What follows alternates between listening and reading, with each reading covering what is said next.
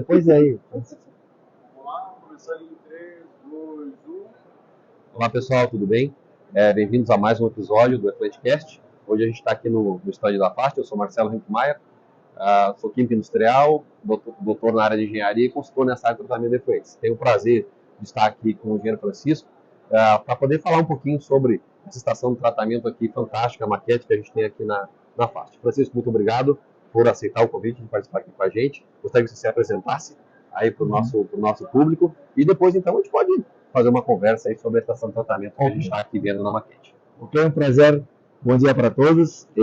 Sou Francisco Gross, sou diretor técnico da FACE Inc., que é uma parceria entre empresas de tecnologia de tratamento de água para justamente fornecer soluções custo-eficientes na área de tratamento de água, esgoto e efluentes industriais.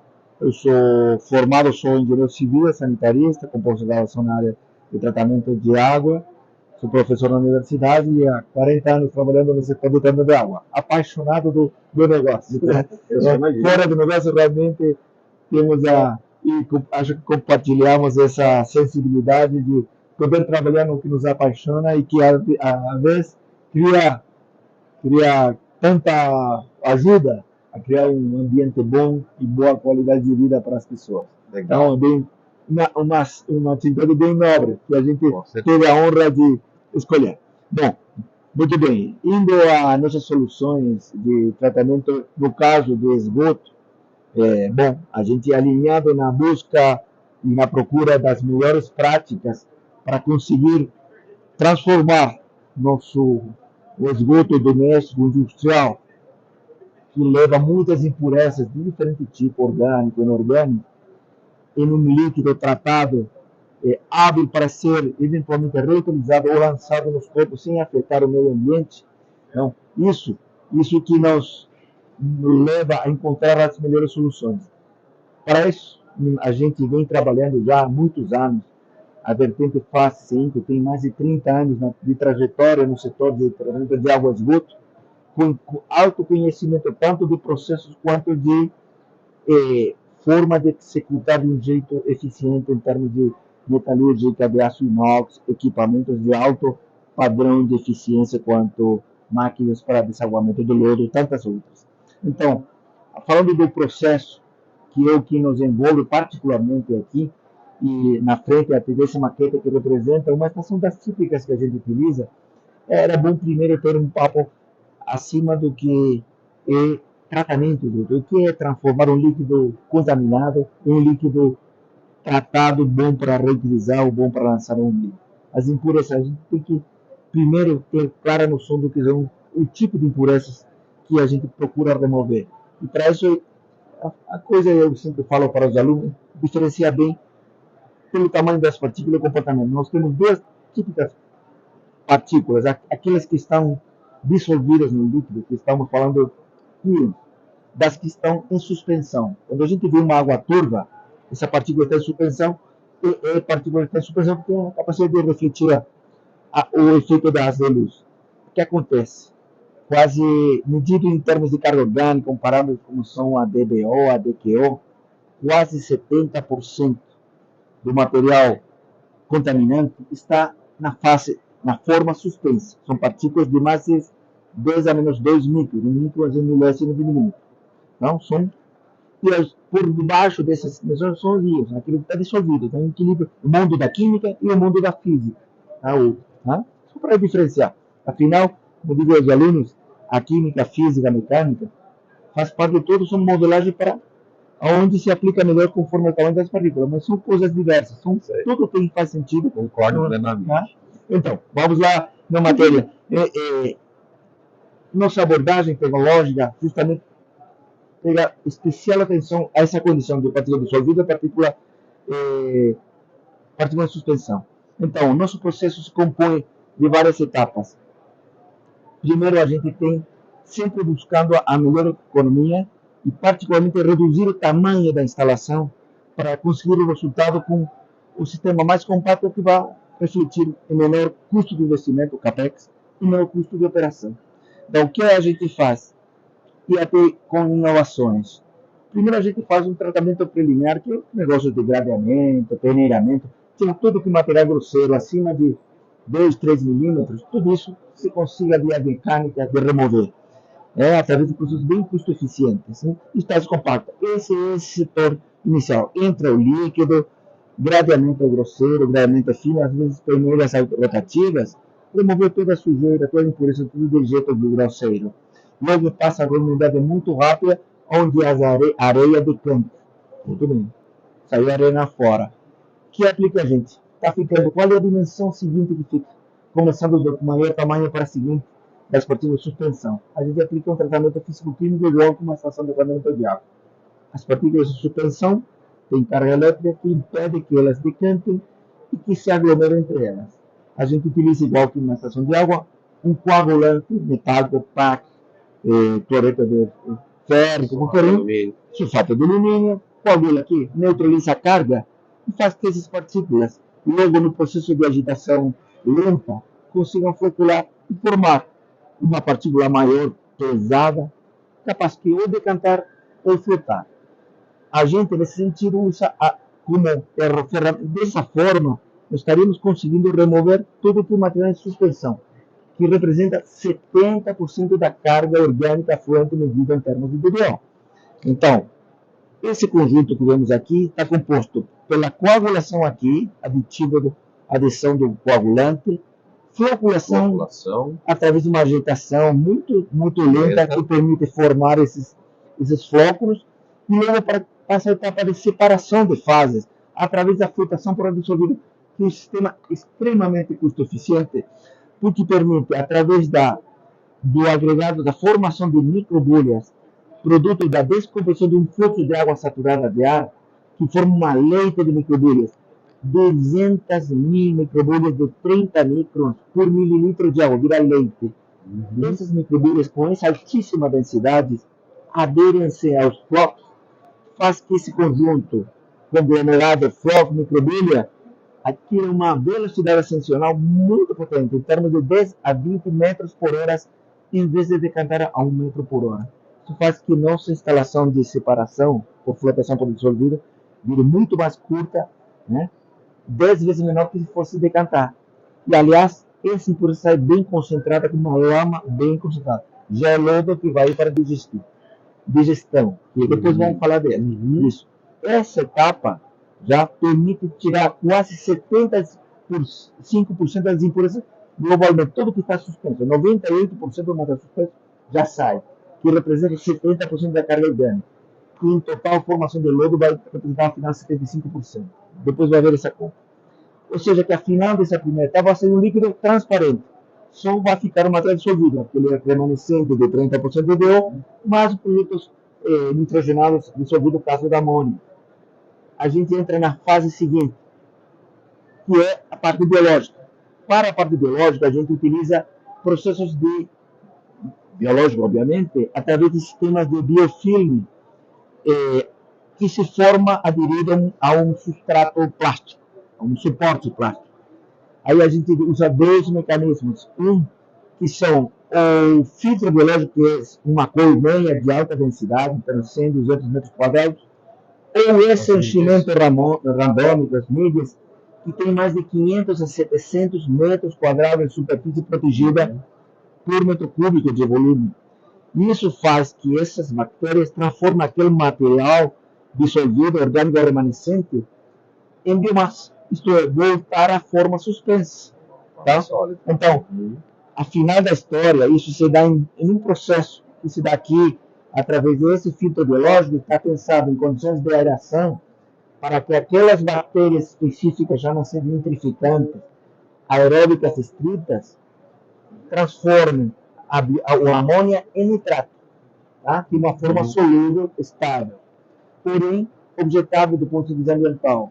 Esse nitrato volta, se recircula parcialmente e misturado com a DDO remanescente do primeiro tratamento primário, nesse reator com esse enchimento, chama-se reator anóxico MBBR, Mönchengladbach Biological Reactor, montado na Noruega, no final de 80, pelo célebre professor Álvaro Ódega, maestro de tese da gente, né? Isso é que permite, nessa primeira etapa, desnitrificar. Nitrato provém do sistema secundário, logo da nitrificação, parcialmente recirculado, junto à fonte de DDO que se precisa, em ausência de oxigênio, faz que as bactérias heterótrofas, né, bióticas que removem DDO, transformem, utilizam o oxígeno como aceptor de eletrões e faz que o nitrato vire nitrogênio gás. Destinação final do nitrogênio e a atmosfera, onde o nível já é 70% da composição do ar. Então, não há qualquer objeção disso. Tá? Logo, então, desse processo, seja desnitrificação MBR, seja nitrificação, poderia ser MBR com ar insuflado, ou por filtração biológica, nós temos que todo o material dissolvido remanescente, seja DDO, aquele 30% remanescente, seja toda a amônia que virou nitrato e nitrato gás, mas formou biomassa, acaba se transformando em uma segunda fonte de material de suspensão que é removida numa segunda flotação embaixo a cada filtro, ou poderia ser uma etapa separada. Então, dali que todas as nossas impurezas, de uma forma gradativa, começando pelo gradeamento grosseiro, seguido por um físico-químico que remove essa faixa intermédia de material suspenso. E, por último, a fase menor, que é dissolvido, virou todo partícula, já original sem trocar de composição. A segunda dissolvida, formada biomassa, e tudo isso é lodo primário e secundário, que precisa ser estabilizado.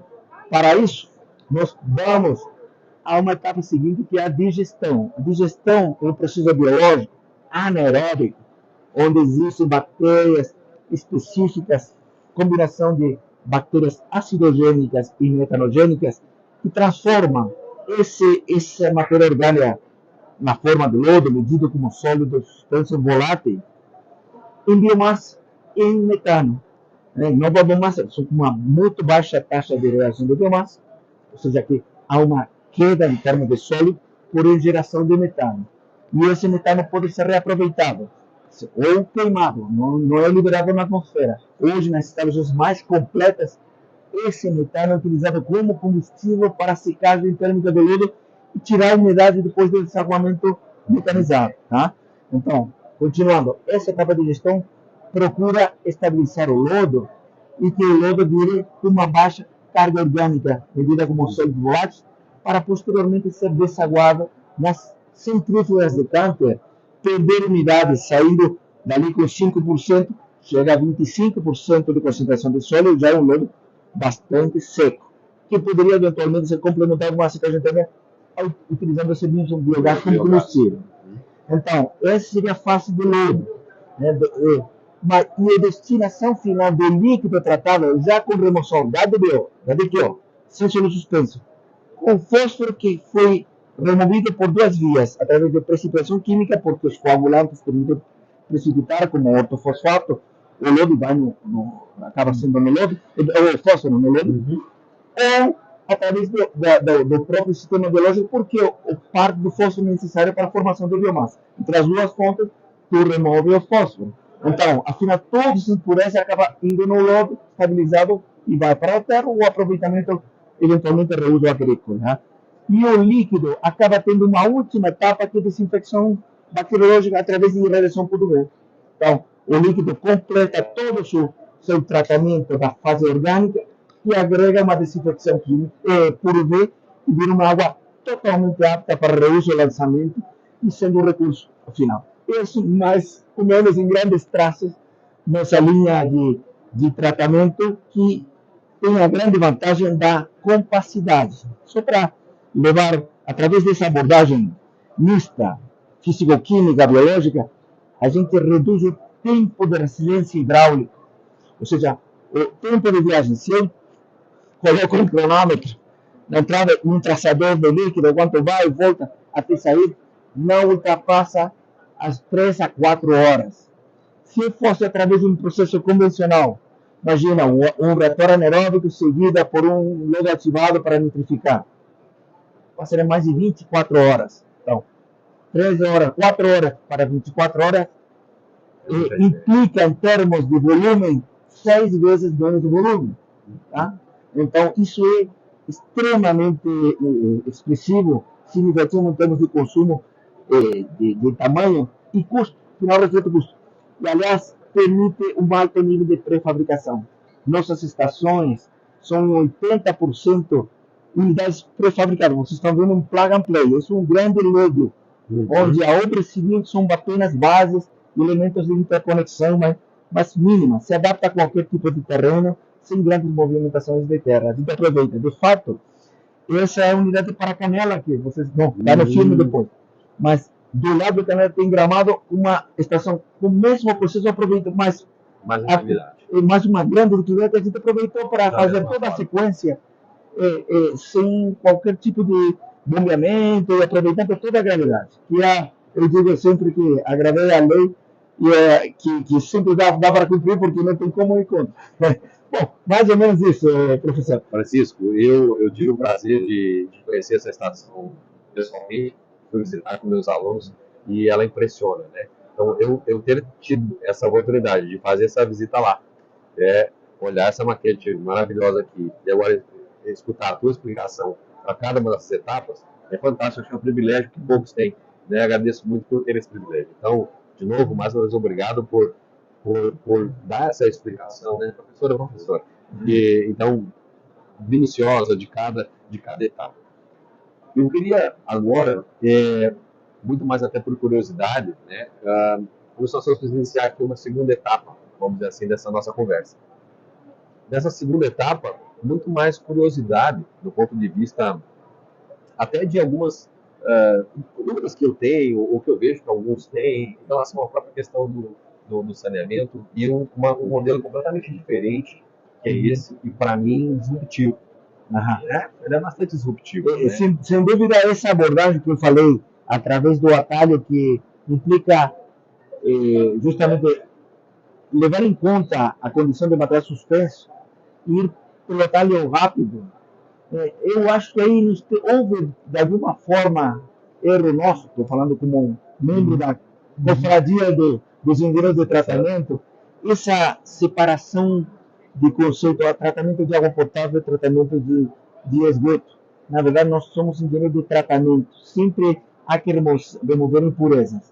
O tratamento de esgoto esteve excessivamente orientado ao biológico, não houve aquele conceito, eu sempre explico para meus alunos, a gente está removendo partículas através de um processo de floculação, seja físico-química ou biológica. O processo negativado de uma lagoa é um processo de floculação. É um processo de floculação, e transformar num material que seja decantável ou flotável.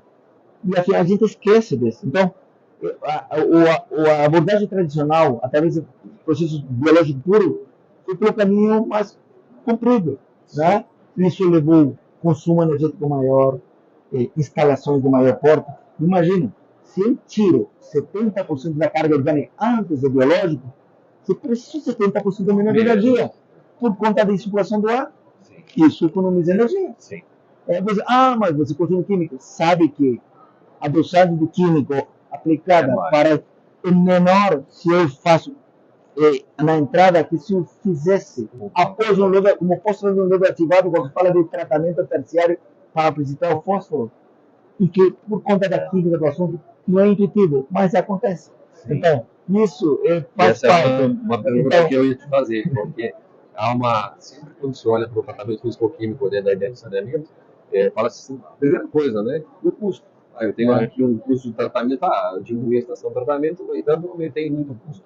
Eu vejo que existe uma certa controvérsia, um certo processo de, talvez não entendimento real, como você falou, talvez eu gaste muito mais produtos fazendo um pós do que fazendo um pré. Exatamente, isso que não é intuitivo, mas tem uma lógica química também, por conta de criação da canidade, bicarbonato, tudo isso que a gente sabe que todo esse mundo da química. Mas afinal da história, o que vale é nosso compromisso como engenheiro de usar eficientemente os recursos, que são escassos, que a gente pode aplicar para ter melhores resultados para benefício da população.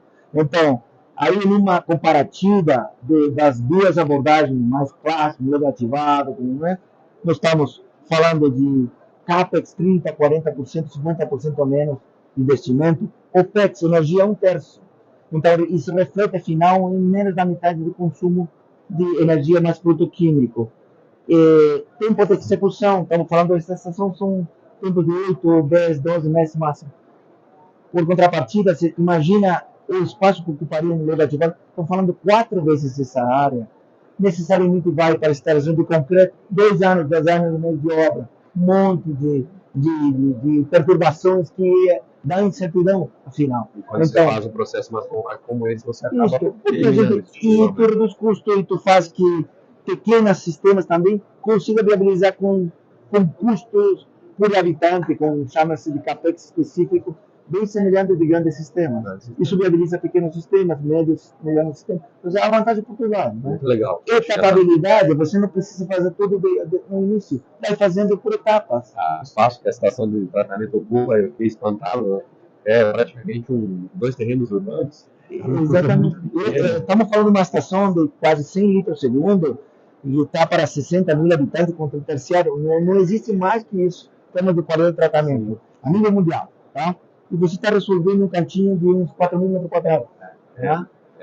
Estamos falando de 70 metros por 50 metros. É impressionante. Outra coisa que eu achei muito interessante aqui, a gente não costuma ver na estação do Laranjeiras, é essa questão que você falou aqui sobre a remoção do nitrogênio, que no Brasil sempre tem aquela ideia de que durante muito tempo ainda perdura um pouco isso, né? Que, na verdade, a remoção do nitrogênio, muitos entendem ou adotam como uma transformação do nitrogênio. Então, eu fiz essa transformação aqui do nitrogênio amoniacal para nitrificar. No entanto, a remoção de fato acontece. Essa é a remoção efetiva. Esse é um passo prévio para que o nitrato vire nitrogênio gás. E eu acho que muito interessante aqui e o posicionamento dela, né? Porque quando eu estou pensando no processo de desnitrificação, eu preciso de um processo anóxico, eu preciso de um processo com carga. Isso. E tu precisa de fonte de carbono. E tudo que você tem aqui. E eu tenho a proporção de carbono suficiente a partir do material dissolvido muito hábil. Quanto está dissolvido, não precisa fatiar com a hidrólise. Já está hidrolisado. Já está pronto para que as bactérias peguem esse material. Eu acho que aqui a gente tem uma coisa ainda mais interessante, que são as mídias, né? Você, ainda tendo um processo que é relativamente compacto, né? Você ainda consegue compactar um pouco mais dessa ideia que tu falou, das mídias. A mídia permite uma concentração de biomassa equivalente a 6 a 7 mil miligramas por litro de sólidos voláteis, né? Por litro, miligrama por litro. Um lodo ativado, o máximo que tu consegue uma recirculação de 3 mil. Ou seja, tu está dobrando a quantidade de biomassa e, aliás, tu está dentro de um elemento suporte. Então, esses processos resistem muito sobrecarga hidráulica, sobrecarga orgânica, tá? Por conta de que a biomassa já está fixa. Você dobra a vazão e ele não lava a biomassa. Como se o sistema continuando. Cai um pouquinho a eficiência, que teoricamente é o que a gente precisa dentro do sistema desse, manter uma concentração de biomassa fixa, independente de compor, né, dessa variação de vazão. Exatamente. Que no sistema inteiro não tem as mídias, isso incorreto uma questão hidráulica, eu vou acabar fazendo o arrasto. 100% assim. Muito legal. E eu acho que uma outra coisa que eu também achei fantástico aqui é o processo de gestão do lodo, né? Em que você tem um processo de estabilização, realmente um sistema completo. Para pensar na parte líquida, mas na parte sólida, com muita eficiência. Não estou pensando só num deságue, mas sim no processo de tratamento de gestão para estabilização, etc. Certo. E o processo que continua, na realidade, dentro desse deságue, que seria bom, seria um tradicional. Sem dúvida, é um processo virtuoso, porque, e até com essa, primeiro porque não consome praticamente energia, apenas uma agitação, tá? E é um processo muito estável, onde o equilíbrio entre as atividades do metabolismo das acidogênicas, das bactérias acidogênicas e as metanogênicas, a primeira transforma o substrato, o lodo, em ácidos graxos voláteis, capaz de que as metanogênicas façam a segunda parte que é liberar para metano, tá? E isso se dá um jeito muito equilibrado, muito harmonioso, e com esse subproduto, ou dois subprodutos, a gente transforma um lodo que a priori é um passivo ambiental em um ativo, porque o gás é energia, que a gente pode usar nesse caso e pode usar outra fonte qualquer. E o lodo estabilizado após desaguar, já passando de 3 dias, já tem condições de poder ser utilizado gradativamente em diferentes recursos que também dão valor. Afinal da história, hoje que estamos com a pegada de carbono, tudo que seja voltar para uma matéria orgânica, que possa voltar para o solo aí como elemento, no balanço está eliminando o CO2 da atmosfera, que acaba sendo, afinal, objetivo dentro do compromisso de Paris, do Acordo de Paris, 2050, reduzir a pegada, voltar para nosso equilíbrio dos 100, 150 a etapa pré-industrial, afinal, é um caminho sem retorno. É um caminho sem retorno e um caminho muito legal que a gente vê aqui. Isso. Francisco, muito obrigado. Minha parte era isso. Certamente a gente contribui com quem acompanha a gente, tendo uma explicação técnica, que é o que a gente gosta de trazer aqui nessa proposta que a gente tem com a podcast, né? Então, por isso, agradeço você, Faixa 5, na ideia de que pode proporcionar para a gente um conhecimento único, que para mim é juntar essa teoria fantástica que eu trouxe com uma prática que a gente está vendo aqui, hoje na forma de uma maquete, mas que ela existe, que ela está lá operando, né? E produzindo tudo isso aí que você falou, do ponto de vista teórico, acontecendo na prática, lá na estação de Canela, em Gramado, enfim, que representa um pouquinho essa maquete que está aqui. Então, muito, muito, muito obrigado por você nos ajudar nessa parte aí. Eu que agradeço pela oportunidade, como falamos no início, isso além de nossa obrigação profissional, é uma paixão, é um motivo de vida, afinal a vida são desafios e tentar criar valor em tudo que, é nossa obrigação como nessa passagem pela vida. Valeu, muito obrigado. Obrigado a vocês pela oportunidade e até a próxima. Até a próxima. Até mais, gente. Valeu. Tchau, tchau.